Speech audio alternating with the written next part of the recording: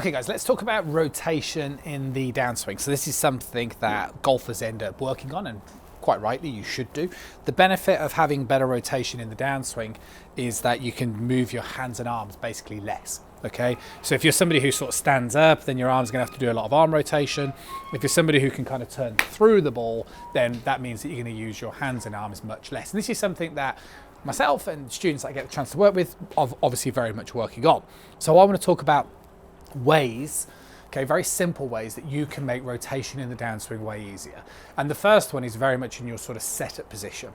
Okay, so what you want to be thinking about in your setup is you want to have a good shoulder width stance, okay, and that means that you can kind of move your pelvis freely between your right and your left foot. But the big thing is you want to keep this trail foot perpendicular, okay? And the reason why, and this is a big mistake, is because if you're going to try and rotate in the downswing, and you want to work on something that kind of looks this way, where you turn your chest and your arms come around your body, and if you have a backswing position or a setup position where you turn the foot out and a backswing position where you're excessively rotating, you've got no chance of working on your downswing rotation and no chance of it not feeling like a huge contortion to get it back. My point is if you set up like this and you turn excessively in the backswing, you know, you're never going to get back around there. It's just never going to happen. So there's a couple of things you want to do. Turn that foot perpendicular. And then what you want to be doing is you want to make sure as you take that club back initially, you can see the way I take the club back and there's very little, if not zero, body movement. So all I'm doing at that stage is I'm just moving the club to the side of my body, keeping my head nice and still, just allowing my weight to shift progressively towards my trail side, and then like that. Now, as I then continue my backswing, I need to turn, but I turn into a bent leg. And the reason why I turn into a bent leg is because if I keep my right leg bent, like flexed, that means that I feel like I'm pushing force downward. Okay, so that's our sort of vertical ground force. And also because my trail leg is trying to stay flexed, you'll feel like a horizontal force underneath your foot. And that's a good thing that you want to feel, because then if you imagine I sort of swing back with this foot turned out and I just turn, it's like, how am I going to turn in the downswing, right?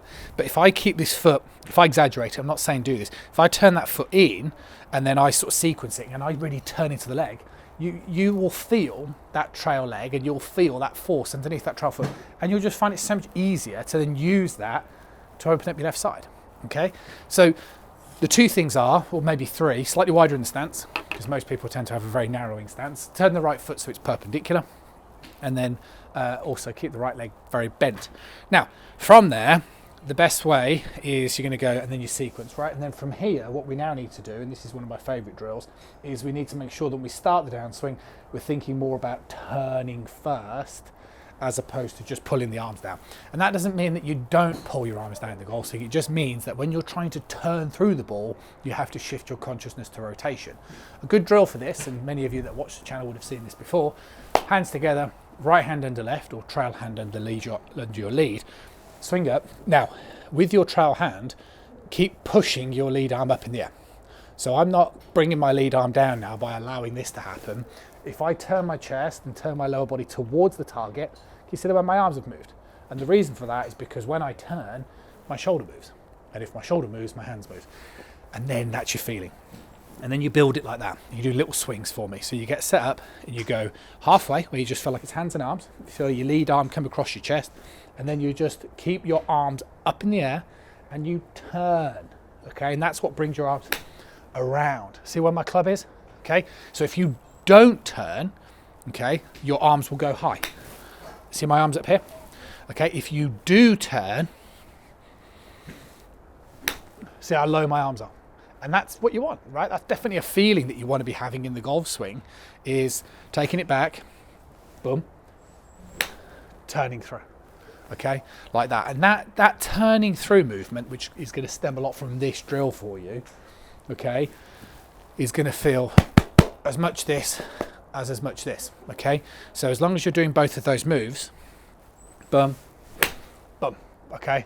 And then you'll start to feel that rotation through the ball. And if you can get that rotation through the ball, as I'm demonstrating here, then you're going to eliminate miss hits because you're staying lower to the ground. And even if you don't have great arms, as long as you're turning correctly, you're still going to control that low point. And that's exactly what you need to do to turn with ease through the ball. See you soon.